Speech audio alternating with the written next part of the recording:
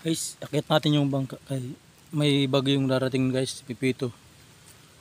Malakas kaya iakit natin yung bangka. Para safety.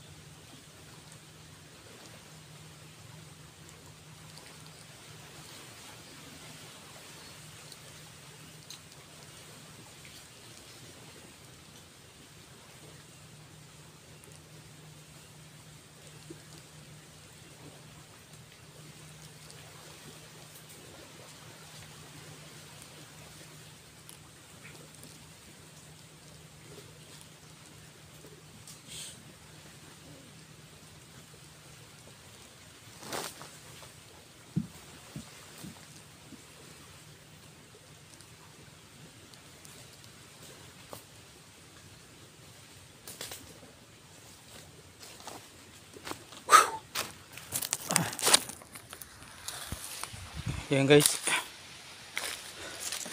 Yan siya guys oh.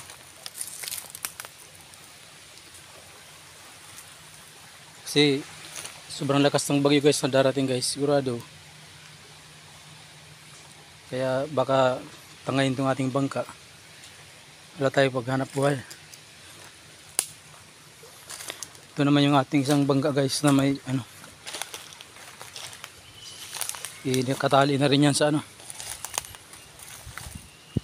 Kapatong na rin yan. Ito naman yung bangka na isa guys. Safety na rin niya kaya nakatali na rin doon. Kaya sana hindi dyan maano na ng bagyo. Ito naman yung dagat guys oh. Iba ng ano eh. Malakas na.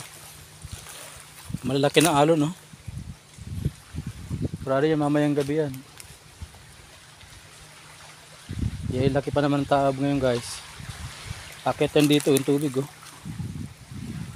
Pag taob.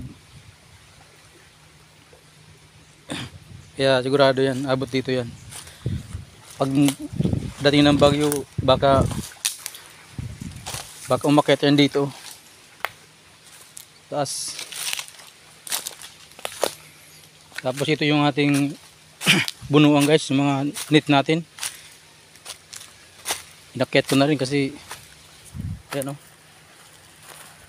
Inakyat ko na rin guys kasi mula yan pag naabutan na bagyo doon sa laot. Tatangayin niya ng agos, di mo na makuha yan. Eh, wala tayong hanap buhay. Yan guys. Uwi na tayo guys.